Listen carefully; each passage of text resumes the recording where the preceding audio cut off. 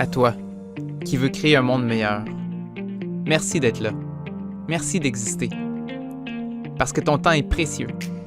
Prends le temps de t'arrêter pour t'inspirer, pour que ta prochaine action fasse une vraie différence. Bienvenue dans l'équipe d'Inspirix. Bienvenue, chers auditeurs du podcast qui s'appelle « À toi qui veux créer un monde meilleur » en ce beau printemps québécois où que la verdure sort, les fleurs sortent. Là, j'ai plein de belles odeurs dans mon nez. J'avais envie de vous dire merci, gang, là, avec tous les défis qu'on peut vivre ces temps-ci. C'est vraiment de quoi qui me fait du bien à mon petit cœur d'humain de savoir qu'il y a de plus en plus de gens qui nous écoutent, il y a de plus en plus de gens qui s'intéressent au sujet de créer un monde meilleur. Et ça me fait du bien. Aussi simple que je vais bientôt passer à une belle discussion avec mon propre frère, David, qui veut, en toute humilité, partager un des trucs qui fait du bien en ce moment. Je trouve ça beau qu'on se mette à nu comme ça, qu'on dise ce qu'on a besoin d'apprendre finalement ces temps-ci. Puis j'ai hâte de t'entendre sur tes réponses à une question qui est un peu percutante, là. Comment sortir de sa prison? Ça peut sembler un peu gros, mais j'ose croire que tu vas pouvoir répondre à ça, mon cher frère. Je t'écoute. Oui, c'est un peu dramatique là, comme thème, sortir de sa prison, mais en même temps, des fois, on s'en rend pas compte, puis tabarouette, on tombe dans des roulières, dans des automatismes.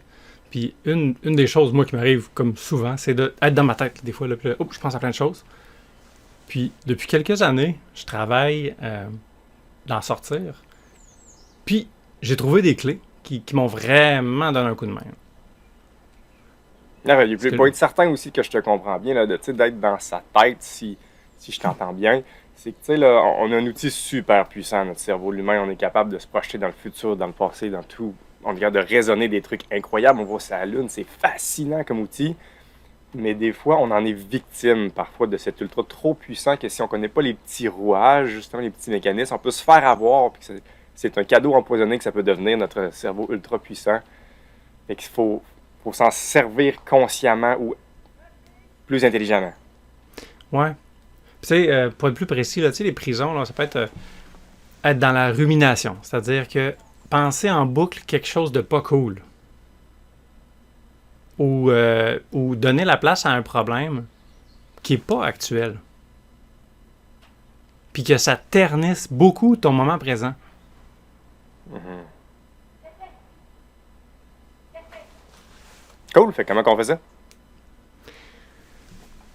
Écoute, je vais offrir une voie qui, moi, me fait du bien, mais je pense qu'il y a une quête personnelle là-dedans, j'ai envie de dire. Ça dépend, chaque personne n'est pas pareille. Je veux parler en jeu. Moi, je sais que quand ça se met des fois, à aller vite dans ma tête, là, j'essaie de faire plein de choses, mais là, on dirait que ça se disperse, les projets, puis on dirait que tout à coup, je me mets à penser à de quoi que je peux pas régler maintenant ou qui m'appartient pas. Prendre un temps d'arrêt. Moi, j'ai commencé à pratiquer un peu plus la méditation, mais de le voir tantôt, là, le call to action, là, le challenge, le défi d'aujourd'hui, ça va être d'embarquer là-dedans, mais c'est surtout un temps d'arrêt et de réflexion, au fond, là, de prendre un temps de distance. En psychologie, il y a un concept vraiment intéressant qui nomme la fusion cognitive. Okay? Mm-hmm. Puis, un des problèmes, c'est que des fois, on pense à quelque chose, puis ce qu'on pense, ce qu'on vit, puis qui on est là-dedans, c'est comme un peu tout mêlé, tout ça. Fait que, une des choses qui est un signe de santé mentale, puis de flexibilité, de souplesse mentale aussi, puis plus de résilience, c'est ce qu'on appelle la diffusion cognitive. C'est-à-dire être capable d'observer ses pensées. Mm-hmm.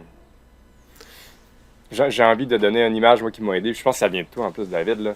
Que, on a tout un discours interne, on a toute une petite cassette dans notre tête, la petite voix qui est là, tu sais. Ouais. Puis c'est facile de penser que cette petite voix-là, c'est toi. Mm-hmm. Mais non. Toi, c'est la conscience qui entend cette voix-là. T'es bien plus que la petite voix, mais c'est pas inné, hein. Moi, le premier, en vrai, là, j'ai souvent pensé que c'était moi qui me parlais à moi-même, alors que non, pas nécessairement, en fait, pas du tout, là. C'est vraiment le cerveau qui a juste besoin d'être constamment en activité Puis que c'est correct d'aller là-dedans, puis c'est correct de l'utiliser, mais c'est correct aussi de dire, hey, attends un peu, là, t'es stressé, mon cerveau, hein? Tu t'énerves, tu penses à beaucoup de cas problèmes qui s'en viennent dans le futur. Ok, je t'entends, c'est vrai, ils sont là, maintenant laisse-moi revenir dans la réalité. Exact. Puis, tu sais, des fois, mes élèves, je leur dis, des fois, ils me disent comme, ah, ça, j'aime vraiment pas ça, je déteste ça, là, je capote. Je dis, ah, ok. Puis là, j'essaie de rendre compte que, ah oui, tu penses à ça, tu sais, c'est ça que c'est ça les mots qui te viennent dans la tête. Fait que là, ils sont là comme, ben non, mais c'est ça, tu sais. Ouais, ça, c'est la fusion cognitive. Là, ce qu'on va viser, c'est de dire, non, on est capable d'observer. Puis, il y a un concept vraiment intéressant qui est le moi observateur. Justement, comme tu disais, t'es qui? T'es bien plus grand que tes pensées. On a cette partie-là à l'intérieur qui est un peu, dans le fond, qui est dur à définir. Hein, là, il y en a plein de spiritualités qui vont donner toutes sortes de mots à ça. Les chrétiens vont parler de l'Esprit Saint, il y en a qui vont parler, en psychologie, on va parler du moi observateur, on va parler du moi supérieur, peu importe, ou de l'enfant en soi. Il y a une partie un peu pure, au fond.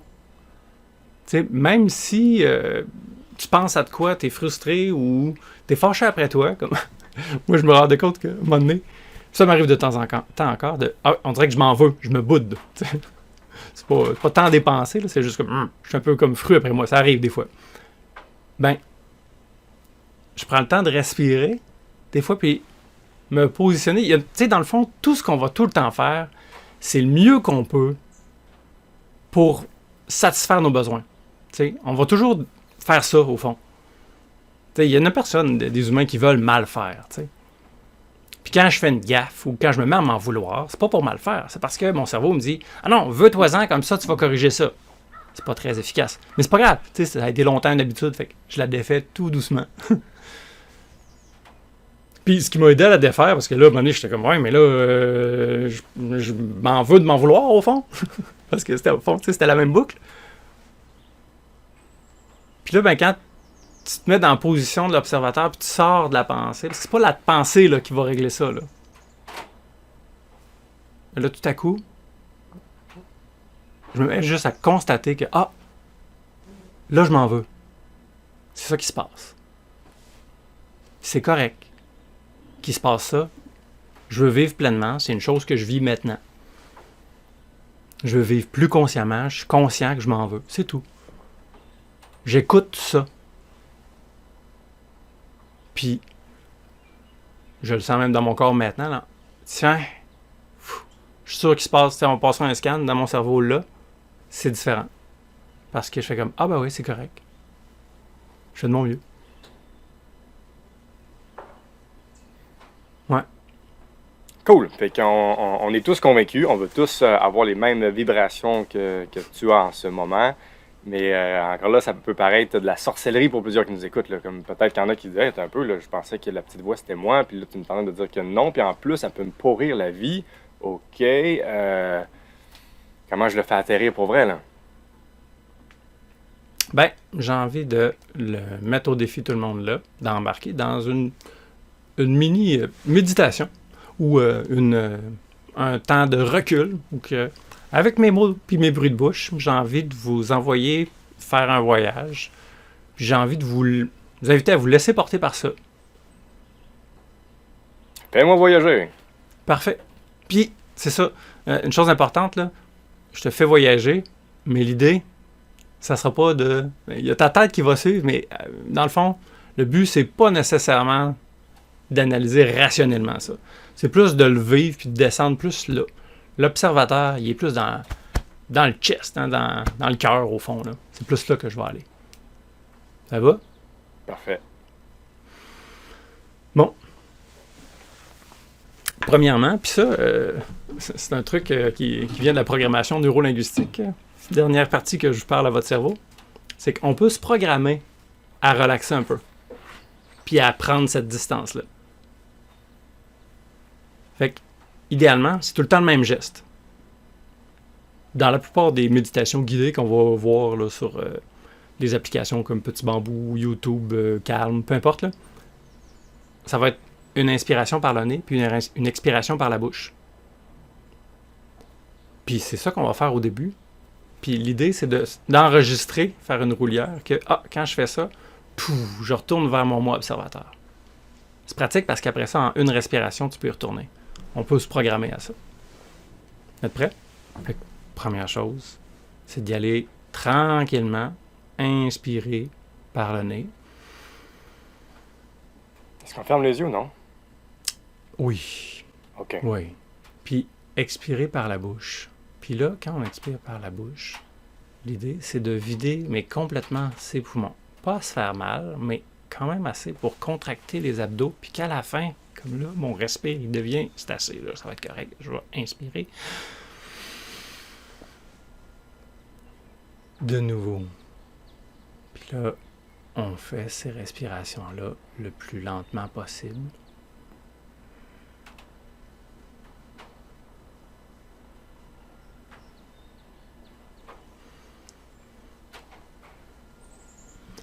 Puis en faire au moins 3.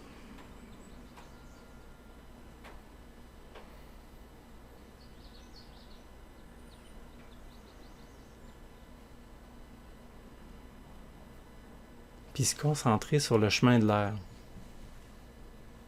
Quand il passe par le nez,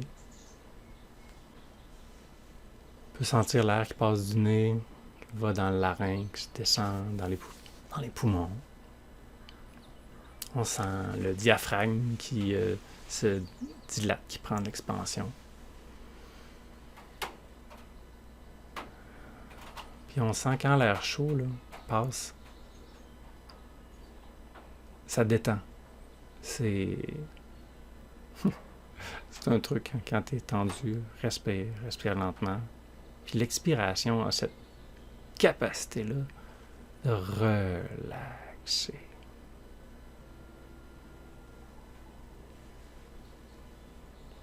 Un truc que je me suis fait donner, maintenant, pense à un ami. Un ami qui selon toi, il a besoin que tu y envoies des bonnes pensées. Il a besoin que tu sois là avec.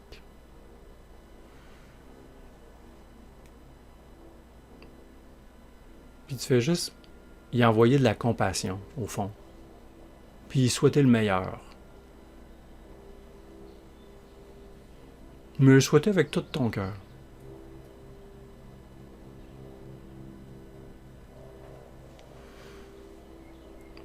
On peut respirer là-dedans pour vraiment le ressentir dans son cœur.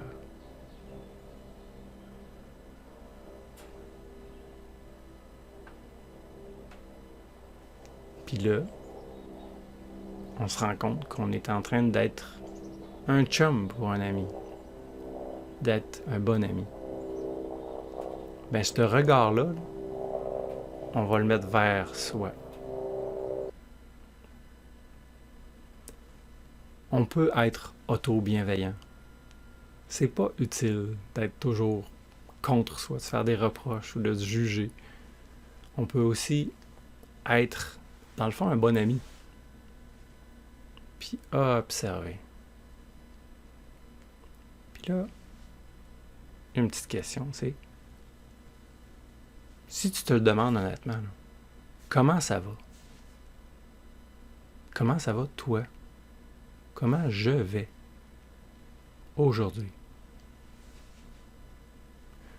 Puis quand cette question-là est déposée, il va y avoir des pensées. Là, on les regarde, on les observe passer.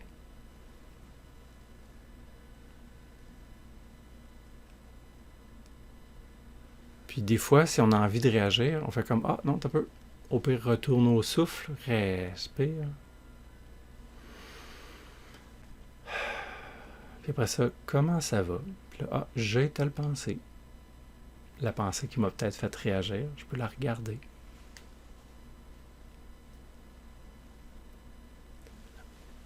Durant une méditation comme ça, à un moment donné, je me suis rendu compte que, ah, dans le fond, je suis dur avec moi des fois. C'est là que, ben oui, c'est ça. C'est correct.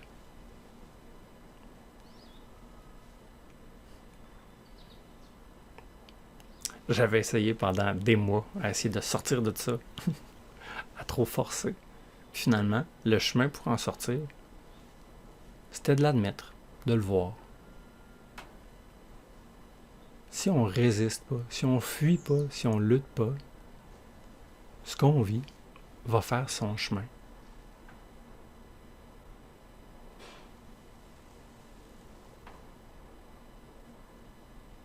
Que quand on regarde ça, est-ce quelque chose que je contrôle? Des fois, on peut regarder ça. Si c'est quelque chose que je contrôle pas, peut-être que c'est à envoyer dans l'univers.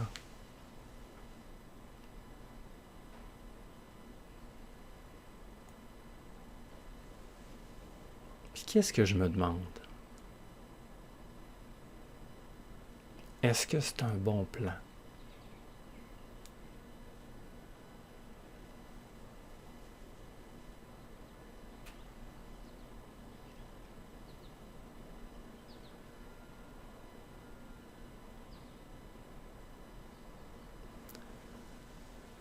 Tout doucement, en respirant un peu, on peut réouvrir les yeux, puis revenir. Avant ce petit temps d'arrêt-là, y avait-tu un problème dans ma tête un peu plus? Puis tout à coup, est-ce que c'est vraiment un problème? Quelle place que ça prend? Tu sais, des fois, s'il y a un défi à un moment, on va le placer là, le défi. Pas tout le temps jusqu'à ce qu'il soit passé.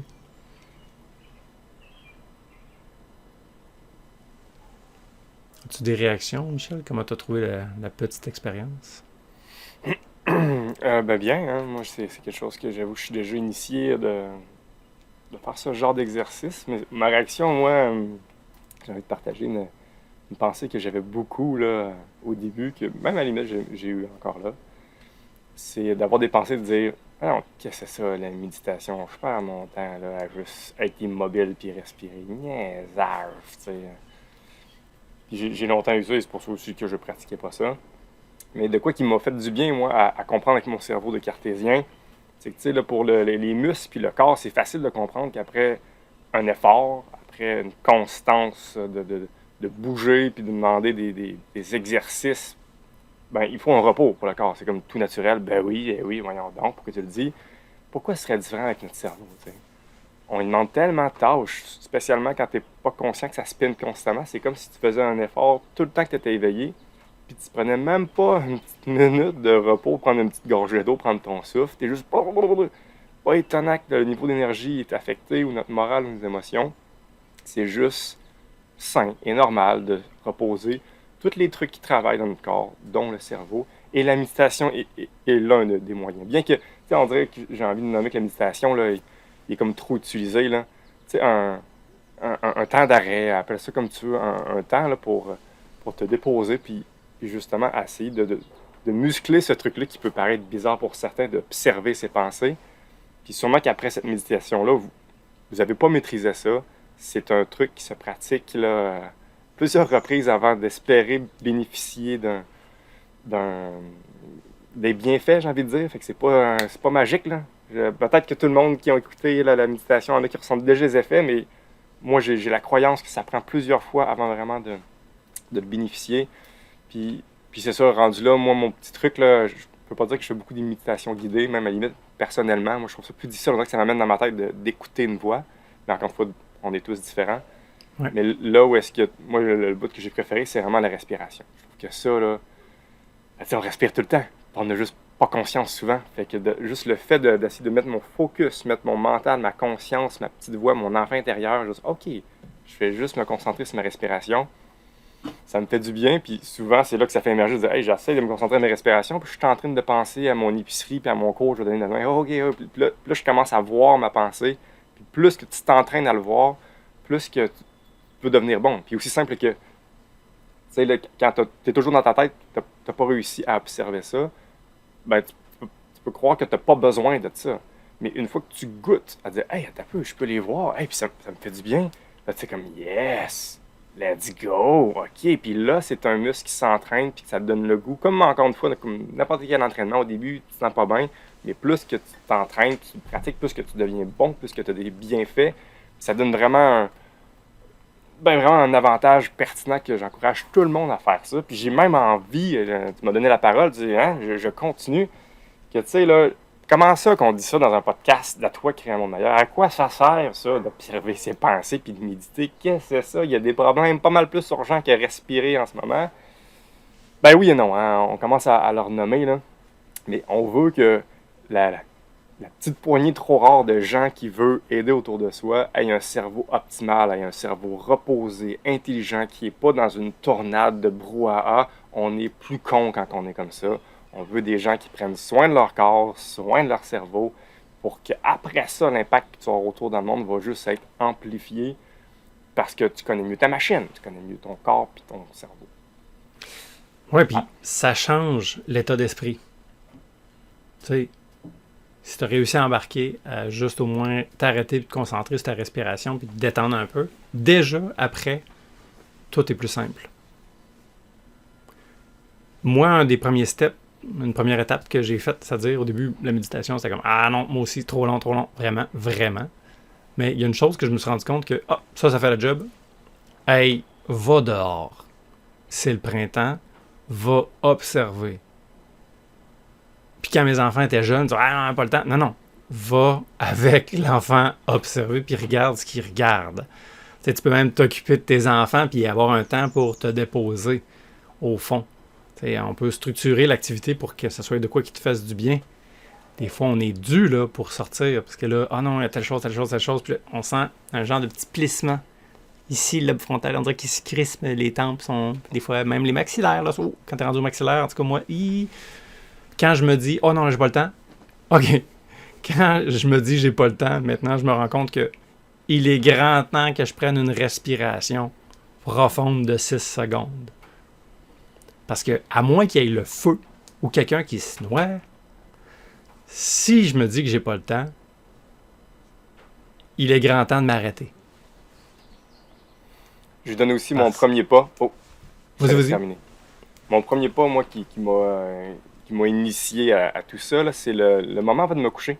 Je sais pas s'il y en a qui peuvent connecter à ça, mais moi, d'une part, pendant des années, là, j'ai souvent vironné dans mon lit. Ça m'a déjà pris plusieurs là, demi-heures, heures, même des fois, le plus longtemps. Là, ou spécialement quand tu te lèves dans la nuit parce qu'il y a un petit pipi, quoi que ce soit, des fois, je n'étais pas capable de me rendormir. Puis ça a été un enjeu dans ma vie là, de voir les heures. Puis là, tu sais, c'est ça, là, on n'a pas à se convaincre que quand on a une carence de sommeil, c'est ça, c'est pas souhaitable. Alors que justement, de prendre l'habitude, qu'à chaque fois que je me couche, tu te dois de te détendre d'une part, et je trouve que la respiration est très puissante pour ça, puis que justement, quand je me force à me concentrer que sur ma respiration, ben c'est là que je peux voir les pensées passer, alors que je veux pas penser à d'autres affaires, je veux juste penser à me détendre et ma respiration, puis là, paf, là, je vais avoir des trucs qui émergent.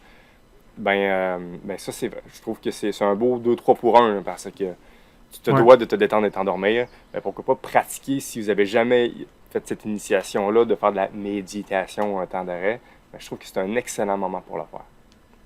Ah oui. Puis, tu vois, j'ai envie de renchérir sur une chose. Moi aussi, je fais ça avant de me coucher. Beaucoup mieux que de jouer à des jeux vidéo juste avant. T'sais, non, maintenant, avant, il y a deux étapes avant d'être dans la respiration. Moi, je pense à les choses que j'ai dans la tête. Bon, OK, je m'envoie des messages pour demain. Fait que là, je me fais des petits rappels. Mais quand je fais les rappels, c'est comme je les discarte de mon cerveau pour la nuit parce que j'ai mon rappel. Puis il y a des choses que je pense, je dis, ça, j'ai pas de contrôle là-dessus. Bon, ben, j'envoie ça dans l'univers. Puis je fais confiance à l'univers. Il y a des choses qui me dépassent. Là, puis c'est sûr que je pourrais pas tout gérer, moi. Là, puis je pourrais pas régler tout. Fait que je m'envoie à moi-même les parties qui me concernent parce que je veux être proactif puis je veux faire partie des solutions. Fait que je veux faire des choses. Fait que ce je veux-là, je le mets comme message pour demain. Puis d'autres choses que je veux ça, ouais, mais ça te concerne pas. Ah, bon, ben ça, c'est dans l'univers. Après ça, j'ai de la place pour les respirations, puis pas mal moins de réveil nocturne. OK. Fait qu'on vous a donné plusieurs petits pas qui nous ont été utiles. Je te suggère d'en choisir qu'un seul. Commence petit, essaye-le, expérimente-le, regarde ce que ça fait pour toi. Encore une fois, on est tous différents et uniques et c'est parfait de même.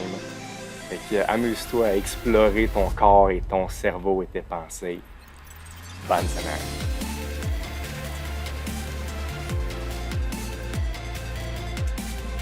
Ok, c'est à ton tour de jouer. Autorise-toi de faire un pas. Un petit pas imparfait dans une direction plus inspirante. Puis, si tu veux, aide-nous à rassembler toutes les gens qui ont envie de créer un monde meilleur. Partage l'épisode, laisse un commentaire, écris une question pour qu'on puisse interagir avec toi. Merci.